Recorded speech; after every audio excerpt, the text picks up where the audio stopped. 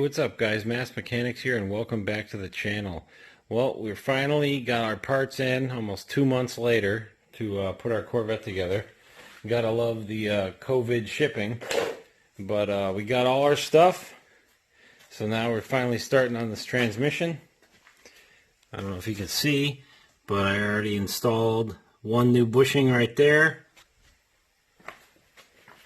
There's a little groove on there on the bottom. You line up the groove on it to let the oil get in. A new seal on there too. Got that back together. And now we have this mess of stuff here. And this pile of new stuff here that we have to put into this. So this goes into this. So stay tuned and let's see what we can get done.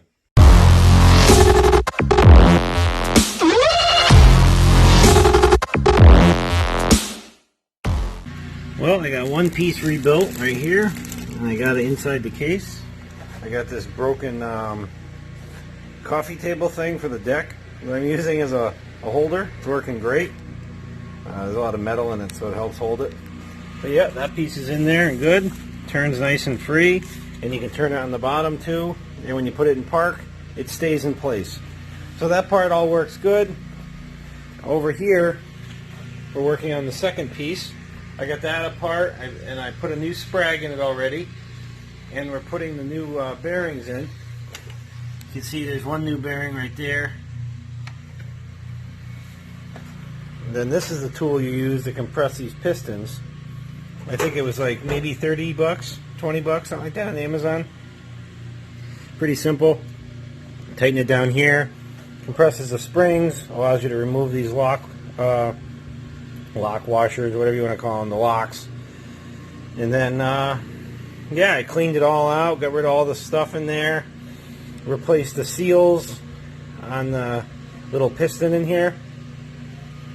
And because this is not a replaceable piston, this is just a regular one with seals. The replaced pistons are here. Now we got to put the that shim in there, or not shim, but bushing. That goes down inside there. I don't like replacing it until after I am done stuffing stuff in there so I don't gouge it all up. So that, and then I got to replace these plastic rings here, because these are a common fail from what I've gathered. We'll get those replaced and put it all back together, and then install this piece. Alright, we got our band in. Get that all set up. Here's this piece all set up, ready to go.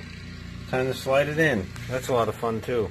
But you can use these holes as a reference. You got the hole here for the bolt, and you got to make sure it lines up with it right here. So you know you're in the right area when that lines up. And you got some lock rings to line up and a few other good stuff. So let me get after it. Well, I have to say I haven't been great about filming, but I got a lot of this done. I got as many of the clutch packs I could replace in this section is all in, and it's installed in the tranny. Both bands are in. I know it's hard to see, there's not much light, but had to get all the right spacers and shims and all that stuff. All the bushings changed out, so it takes a while. Then over here we got this clutch housing that screws into the case. This is that second bolt we removed. I believe the bolt hole is actually right here. And that lines up into through the valve body. And now we're working on this last clutch assembly here. Got it all taken apart. And here's one bushing, and there's one on the other side. To give you an idea, we got to take and find the seam of the bushing, and then split it and slide it out, and then gently drive in the new one with a brass punch and brass hammer, and try to do it flat so we don't mar it. And it's not very much fun, I'm not gonna lie. And also we got the sprags here, which we're replacing all of them throughout the tranny. I got 2 of them done already. This is be where the third one sits. That's what these spots are for here, you can see. And that's about it. And then here's one of the pistons. This is the last one I'm replacing because I already replaced the others. Just to give you an idea of what it is though, one little assembly, there's all this stuff in it.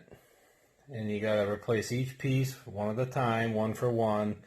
and then you got to put it together and then make sure that there's not too much end play or things like that. You're basically checking it. It's almost like doing a torque spec, but you can look that stuff up depending on what assembly you're working on. There's different amount of play they expect, so that way the clutches engage and disengage properly. You can see our pile over here is getting a lot smaller. We got to go through the pump still. There's the planetary and sun and all that good stuff. This is the sun gear, I believe, right here, and that would be the planetaries that it rides on, or ride on the sun.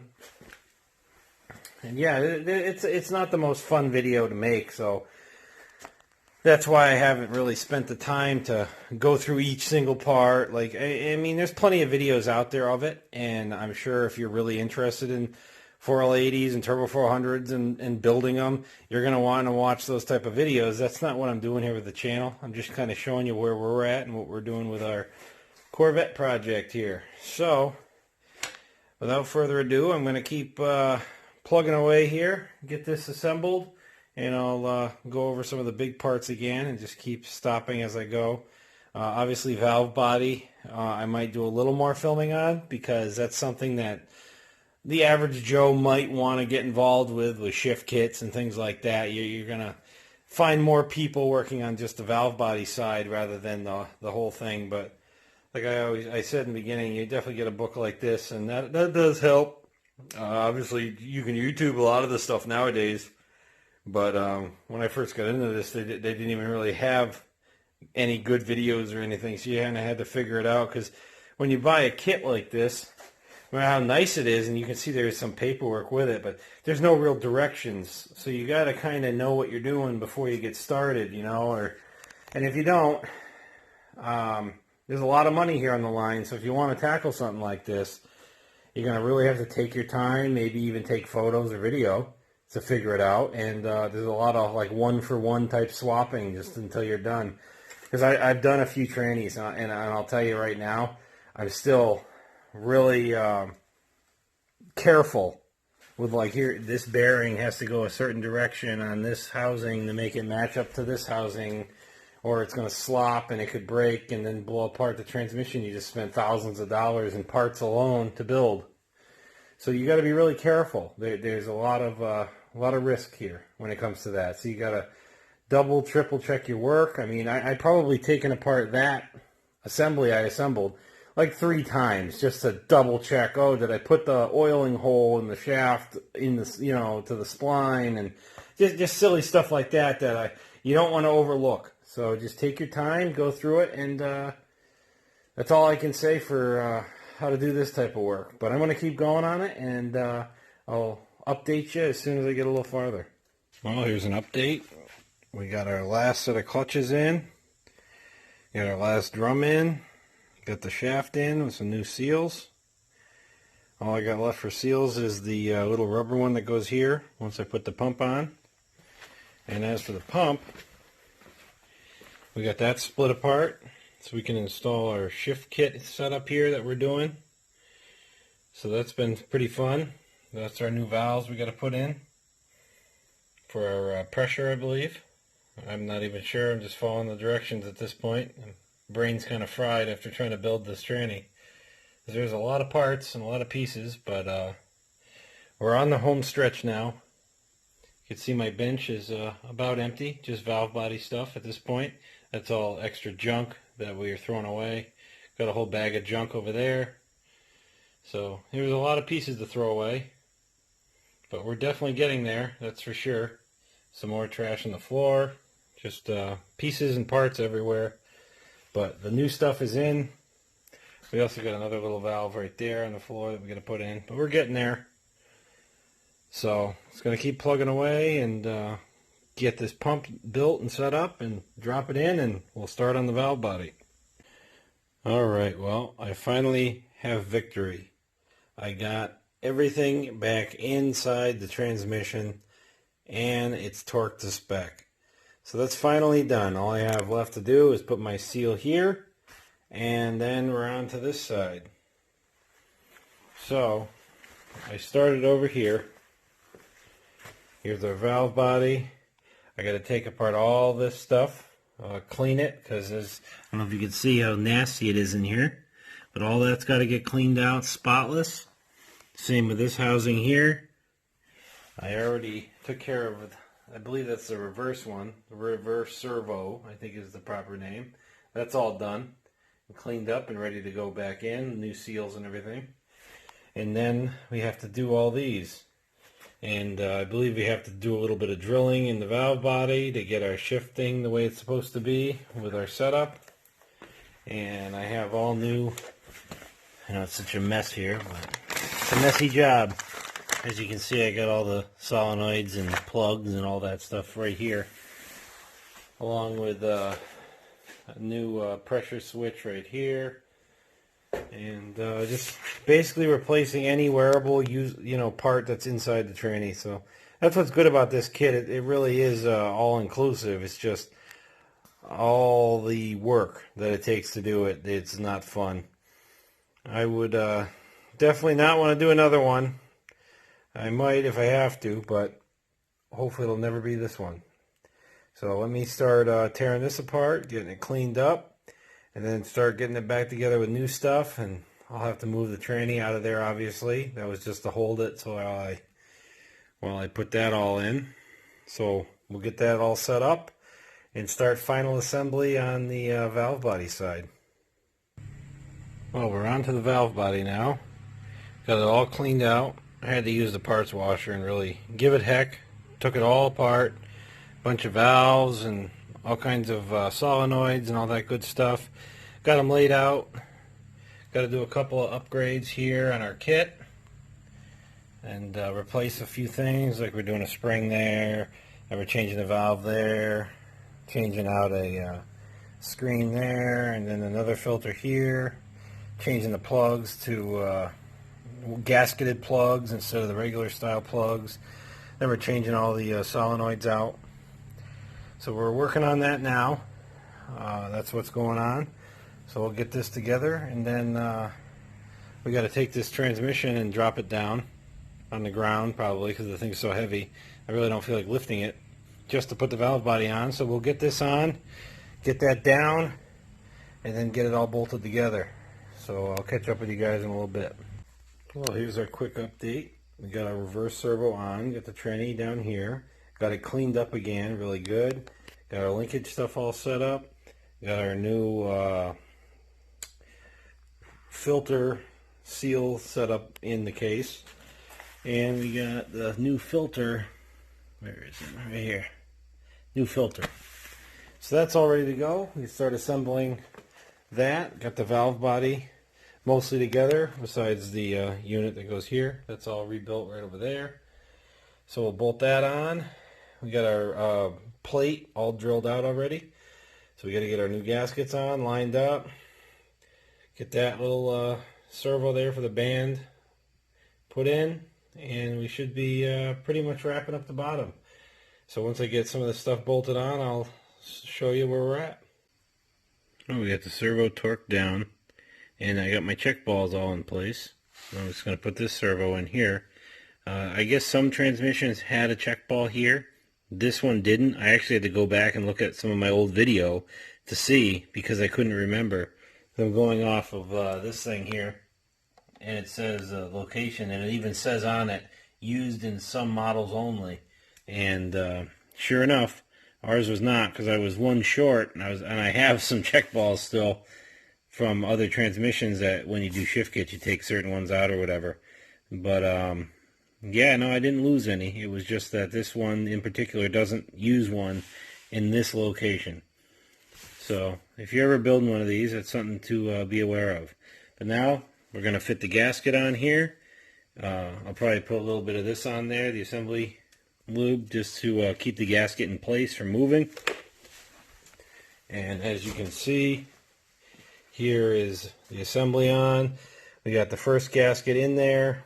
Got the plate that was drilled all set up, and now it's time to start putting it together. Alright guys, well, as you can see, we got the valve body all torqued down.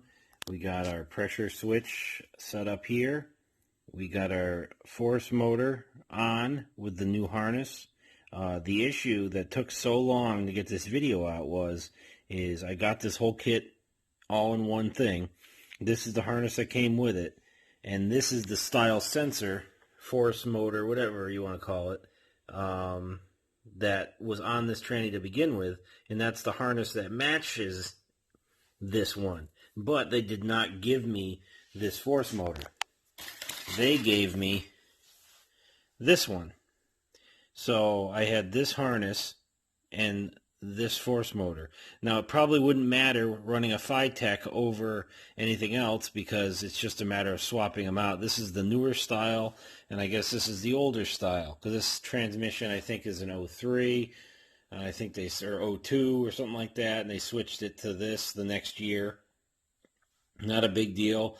From what I've heard, talking to transmission people that I know, they said that this style is more reliable and better, but seeing as how my harness and the year of the transmission had this style plug and force motor, not this, that we're better off just running that one. So I had to wait a while to get that in. And while that was going on is when I built the S10. So this got put in the back burner because it's well in the fall now, and I'm not really that worried about getting the Vet on the road for this winter.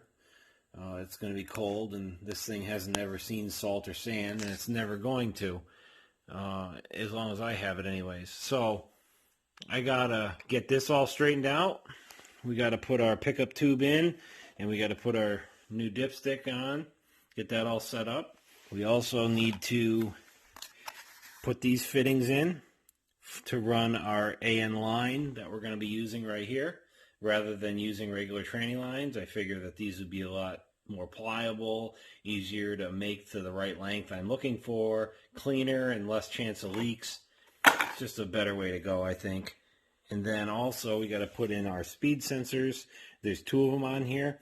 The harness that comes with the Phytech only plugs into one of them, I believe, but there's two holes in the transmission, so we're going to put two of these back in.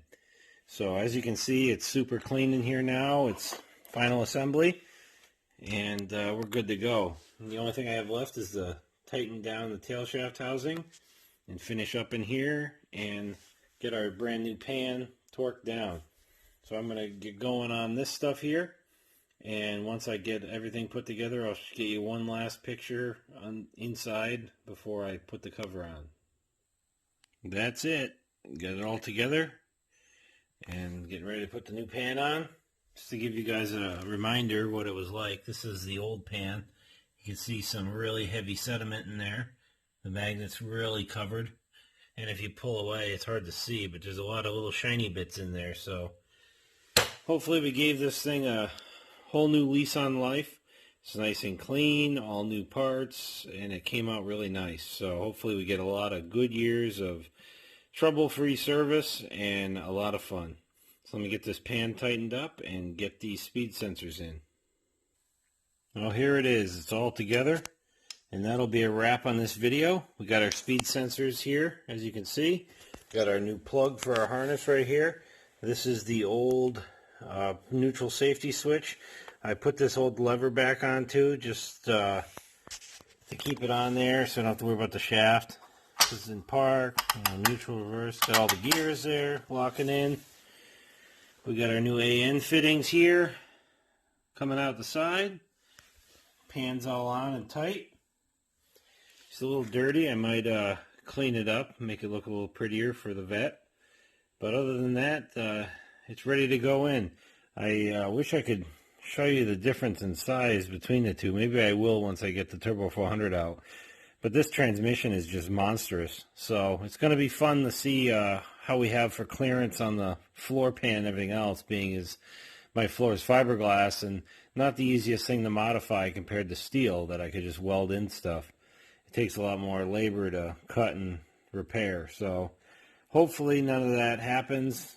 We do have our fancy cross member over there on the floor that's supposed to allow this to bolt right in. I do need to figure out what transmission mount to run with that. They didn't tell you. There's no really directions, I don't think, with that. So hopefully I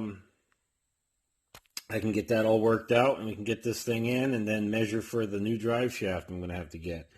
But thanks a lot for watching, guys. I really appreciate the support. I wish this Corvette project came a little bit faster, but with COVID and with money and with time, everything takes a long time. So it's coming. It's there. It runs and kind of drives right now, which is a big start from where we started this year.